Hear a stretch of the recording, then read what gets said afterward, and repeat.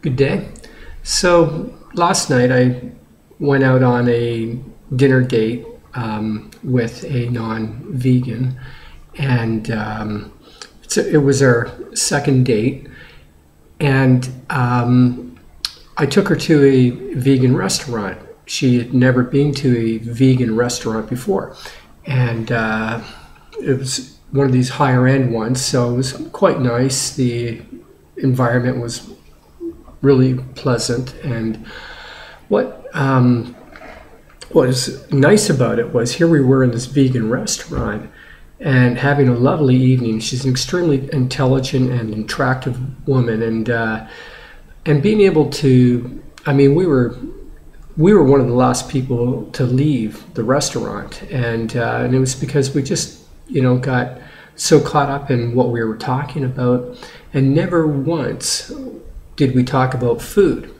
And that I like. I mean, it's really, I think it's important, when you become a vegan or you become a low-fat vegan, that a low-fat raw vegan, 80-10-10, you eat fruits and vegetables and mostly raw or 100% raw. Don't let yourself get isolated from the rest of the world. Now, I know there are those out there that they're on a mission, and that's that's great. They wear the shirt vegan, and their hat says vegan on it, don't eat meat. They're on a campaign. They want everybody to know that they're vegans. They want to make it very clear that they're opposed to eating meat or any kind of animal products. They're very much in your face about it. And I have no problem with that. I think there's definitely a place for that in society, for people to stand up for what they believe in and make a statement, because otherwise, people just go on and do their thing and may not be aware of the harm that they're doing. And so I encourage that. But for me, and I think for most people that have adopted this diet and this new lifestyle, that's just not who we are, and our lives are already to some degree embedded. We've already have commitments. We have relationship commitments. We have employment commitments. We have financial commitments, and for us to just go off on the fringe could be detrimental to those commitments. And so it's about finding the right balance. Like, you don't want to compromise your values. You don't want to compromise your dietary preferences, but you don't want to be an outcast either. So social integration, I think, is really important. And I love living in Toronto because it allows me to meet people from various backgrounds. For example, I belong to an entrepreneurs club, and I meet fascinating people there, and none of them, from what I know, are vegans. But that's never been an issue. If the topic ever came up, I'd have no problem, explaining to people what my dietary preferences are, just like I did on the first date I had with this lady. Which led to us eating at a vegan restaurant, which, by the way, she really enjoyed. That doesn't mean she's going to become a vegan. I'm not trying to make her become a vegan. I don't even know where this relationship is going. It could just end up being a good friendship. But it's nice. I mean, on the other hand, I've just got out of a marriage about, I guess now the settlement was just over a year ago. So, and prior to that, we were separated for a year. So, this is really for me, going out and meeting people, right? And as a vegan, as a low-fat raw vegan, or mostly raw. I wasn't raw last night. I ate gourmet cooked vegan food. I had these tofu kebabs, and they were delectable. And again, it was more of a high-end restaurant, so the presentation of the food was quite lovely. I didn't think about the fact that I was eating it was higher in salt and higher in fat than what I would normally eat. But you know what? This morning I woke up, I felt fine, a little bit heavy, a little bit bloated from, water retention from the salt. But again, no big deal. I mean, I guess you got to judge for yourself what you think you can handle, right?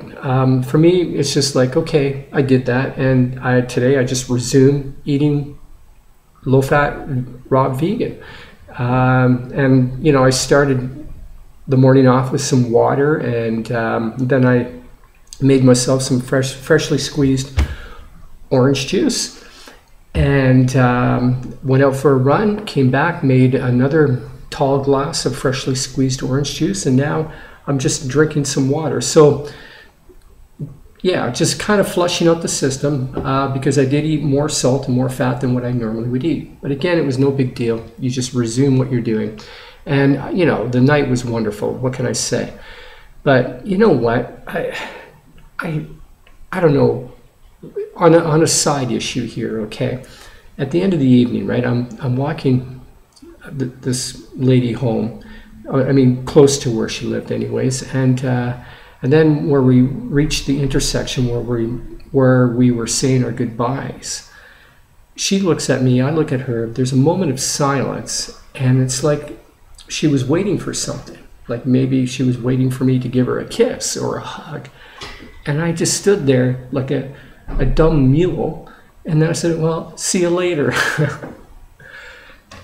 I swear, I've lost my manhood. I'm not a man anymore. I might be in a man's body, but I'm not a man anymore. I don't know what's happened to me. It's like, I don't know if you're old enough to remember Frank Zappa, one of my favorite musicians, by the way, a genius in his own right.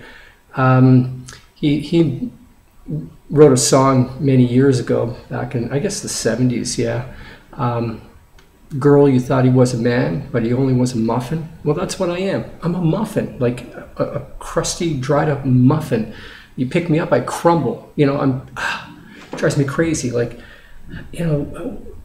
what happened to me? I don't know what's happened to me. Not that, I don't know. I'm just like,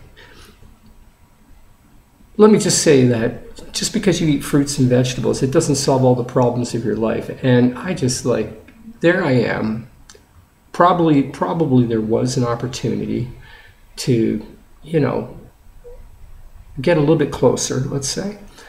And I shied away from it. And that norm in the past, that would not have been me. In fact, I wouldn't have given it a second thought. I just would have gone for the kill, and that would have been it, then, like, heck, I grew up in the 70s. I was a 70s kind of guy, and now I've lost all that. I'm just this, I care about people's feelings, and I'm sensitive, and I don't know how to handle this. Like, it's just like the fact that I could spend the whole evening with this very intelligent woman and be completely intrigued with her mind.